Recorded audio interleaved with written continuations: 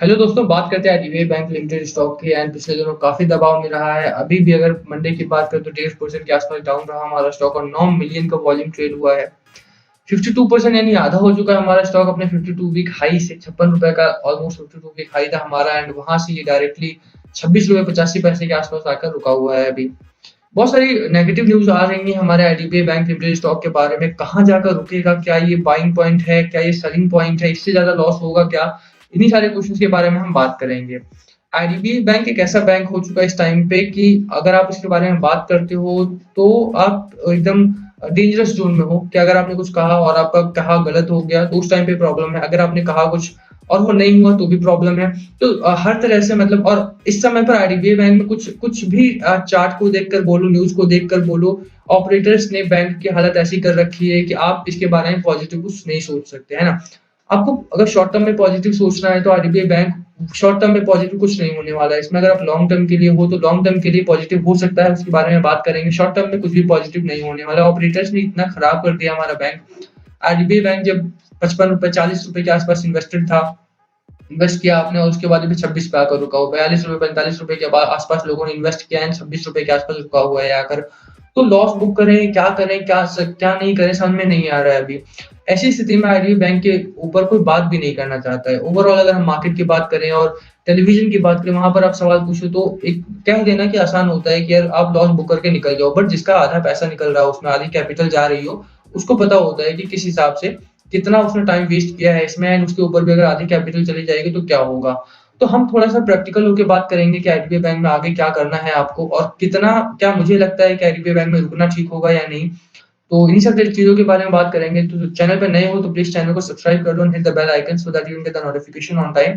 चलिए स्टार्ट करते हैं। तो वॉल्यूम की बात करेंगे, स्टार्टिंग करेंगे अपने वॉल्यूम से। तो 9 मिलियन का वॉल्यूम ट्रेड हो रहा है, इसमें डिलीवरी परसेंटेज पे चलते हैं डायरेक्टली और जो वॉल्यूम हमारा उसमें कमी नहीं दिखाई दे रही है, ठीक है? ओवरऑल अगर हम बात करें तो 11 जनवरी को 5 मिलियन, 6 मिलियन के आसपास, 12 को 15 मिलियन, 13 को 16 मिलियन, उसके बाद 9 मिलियन, 10 मिलियन के आसपास एंड अगर डिलीवरी परसेंटेज की बात करें तो 40% के आसपास की डिलीवरी अभी भी आती हुई दिखाई दे रही है। 21 जनवरी को 50% डिलीवरी थी, 22 जनवरी को 34% डिलीवरी थी एंड 25 जनवरी को यानी मंडे को 39-40% की डिलीवरी थी। डिलीवरी बहुत इंपॉर्टेंट हो जाती है। आप देखिए कि 10 मिलियन का वॉल्यूम ट्रेड हुआ था, उसमें 39% की डिलीवरी है और 3.9 मिलियन शेयर्स ट्रेड हुए हैं और लॉन्ग टर्म पर्पस के लिए बाय किए गए हैं। तो अगर 39 लाख शेयर्स बाय किए गए हैं 25-25 जनवरी को सिर्फ लॉन्ग टर्म पर्पस के लिए, तो अच्छी खासी बाइंग अभी बीच में आती हुई दिखाई दे रही है। तो मुझे क्या लगता है मैं वो बताऊँगा। उसके बाद अपना ओपिनियन फॉर्म कर सकते हो। But as an analyst as an economist मुझे लगता है कि बाइंग पॉइंट तभी आती है जब स्टॉक अच्छा होता है। आप कभी भी नहीं देखोगे कि डाउन साइड जाते हुए स्टॉक में बाइंग पॉइंट आ रहा है ना? आप सुज़लॉन जब एक टाइम पे सुज़लॉन जब एकदम बैंकरप्ट होने की स्थिति में था और वो गिर रहा था, तो उसमें नेट सेलर्स हुआ करते थे।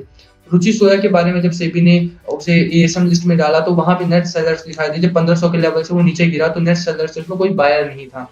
अगर आईडीबीआई बैंक की स्थिति इतनी ज़्यादा खराब होती, तो आज इसमें सिर्फ नेट सेलर्स होते, बायर्स बिल्कुल भी नहीं होते इस बैंक में। इसमें अभी भी इन्वेस्ट करने वाले लोग हैं, 3.9 मिलियन शेयर्स ट्रेड हुए हैं, वो भी लॉन्ग टर्म पर्पस के लिए। तो आप सोच सकते हो कि अभी भी इसमें एक उम्मीद बची हुई है और लोगों को लग रहा है कि हाँ, इसमें भी इन्वेस्ट किया है हमने तो पैसा बनेगा आगे आने वाले समय में। और ये नए लोग हैं, है ना?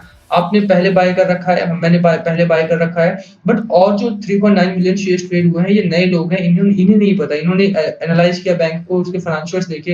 हो सकता है इनसाइडर्स हों, हो सकता है इंस्टीट्यूशनल इन्वेस्टर्स हों, म्यूचुअल फंड हाउसेस हों, हू नोज़। बट 3.9 मिलियन शेयर्स अगर बाय हुए हैं और लॉन्ग टर्म पर्पस के लिए बाय हुए हैं, डिलीवरी ली गई है इन स्टॉक्स की, तो लगता है कि हाँ, लॉन्ग टर्म में इस स्टॉक का जो एक विज़न है, एक एक जो टारगेट है, वो थोड़ा अच्छा खासा हो सकता है। मुझे लगता है कि डिलीवरी परसेंटेज को देखकर एक एक प्रोस तो हमारा आ सकता है, एक एडवांटेज, एक पॉजिटिव चीज़ तो हमारे निकल के आती है कि आईडीबीआई बैंक में अगर बाइंग हो रही है, इसका मतलब है कि आगे आने वाला जो समय है, वो ठीक-ठाक होने वाला है। ऐसा नहीं होगा कि आपने बाय कर लिया और आपने फिर कल ही बेच दिया। तो इस तरह से ये आईडीबी बैंक एक ऐसा स्टॉक नहीं है जिसमें क्वार्टरली रिजल्ट आ जाएगा, उसके बाद आप अच्छी खासी बाइंग करके निकल जाओगे, अच्छा खासा प्रॉफिट बना लोगे।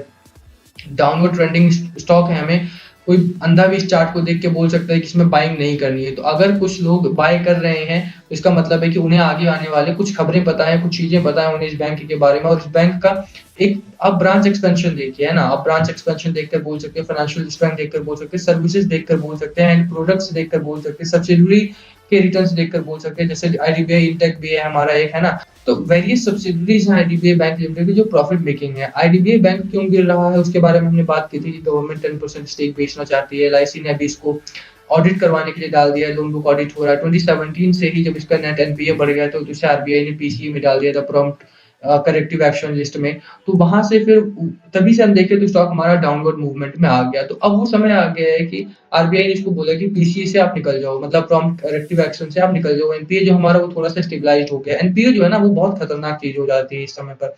जिस बैंक में आप देखेंगे तो येस बैंक में हमारा इसीलिए गिरा। अब हम बात करते हैं शेयर होल्डिंग की।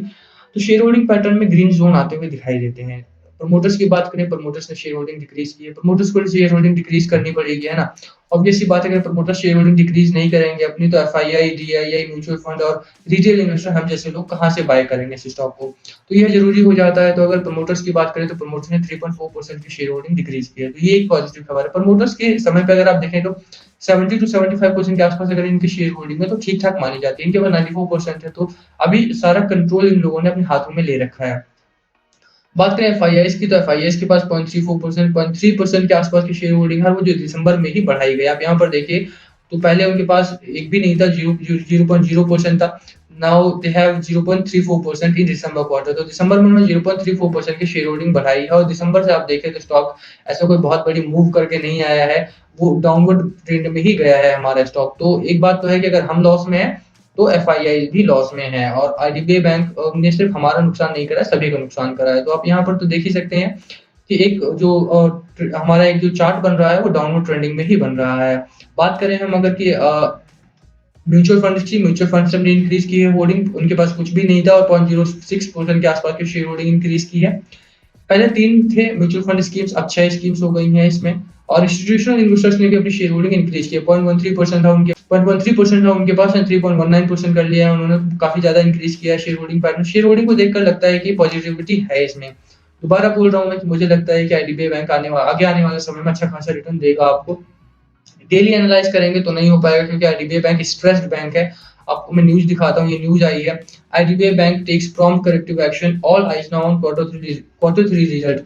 क्वार्टरली रिजल्ट हमारा ठीक ठाक आया था पिछली बार। आप यहाँ पर देखेंगे 332 करोड़ का पिछले क्वार्टर का रिजल्ट दिखाया था इन्होंने, और 109% का इंक्रीज था। इस बार भी उम्मीद कर रहे हैं कि इस तरह का कुछ अगर अच्छी खबर आ जाती है तो एक आईडीबीआई बैंक को जो ये गिरता हुआ चार्ट है, यहाँ पर एक हमें सपोर्ट जोन बनता हुआ दिखाई देगा, स्ट्रॉन्ग सपोर्ट जोन बनता हुआ दिखाई देगा। 25 पैसे के आसपास एक स्ट्रॉन्ग सपोर्ट बनता हुआ दिखाई देगा। 3-4 दिन की बात है, हो सकता है आईडीबीआई बैंक का जो क्वार्टरली रिजल्ट है वो ठीक ठाक आ जाए। और जैसे ही स्टॉक मतलब क्वार्टरली रिजल्ट ठीक ठाक आते, स्टॉक हमें स्टेबलाइज होता हुआ दिखाई दे सकता है। ओवरऑल दोनों चीजें, share holding pattern, delivery percentage, मैंने इसीलिए बताया आपको क्योंकि बहुत ज्यादा पैनिक क्रिएट हो रखा है रिटेल इन्वेस्टर के माइंड में।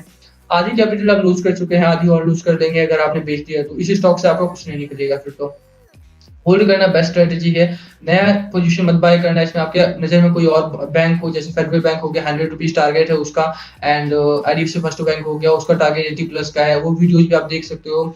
आप मनी कंट्रोल पे भी पढ़ सकते हो। moneycompulsion.com हमारी वेबसाइट है, वहां पर भी आप जाकर पढ़ सकते हो इन सभी स्टॉक्स के बारे में। एंड ओवरऑल आप खुद भी रिसर्च कर सकते हो। तो ये बैंक ज्यादा अच्छे हैं आईडीबीआई बैंक से।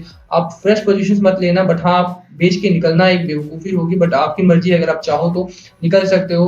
और होल्ड करने की एक बाय का मतलब होल्ड रेटिंग रहेगी मेरी। आप होल्ड करते हो तो अच्छा खासा प्रॉफिट्स में आने वाले समय में मिलेगा। क्वार्टरली रिजल्ट्स के ऊपर बात है। और बाकी शेयर होल्डिंग मैंने आपको दिखाया है कि सभी लोगों ने इंक्रीज किया है एक्सेप्ट प्रमोटर्स। तो वहां पे एक अच्छी खासी मुझे लगता है कि आगे आने वाले समय में रैली देखने को मिलेगी। और डिलीवरी भी देखिए आप अच्छी खासी हो रही है। यहाँ पे 3-4 मिलियन की डिलीवरी हुई है, उससे पहले 7 मिलियन की डिलीवरी हुई है 22 जनवरी की बात करें तो। ये लोग अब लॉन्ग टर्म के लिए ले रहे हैं तो कुछ तो बात होगी स्टॉक में, ठीक है।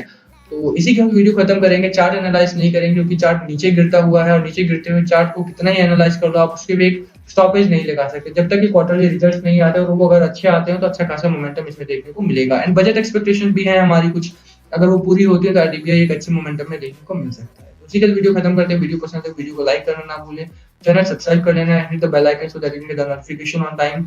Thank you for watching. Comment below कुछ पूछना हो तो। Thank you again.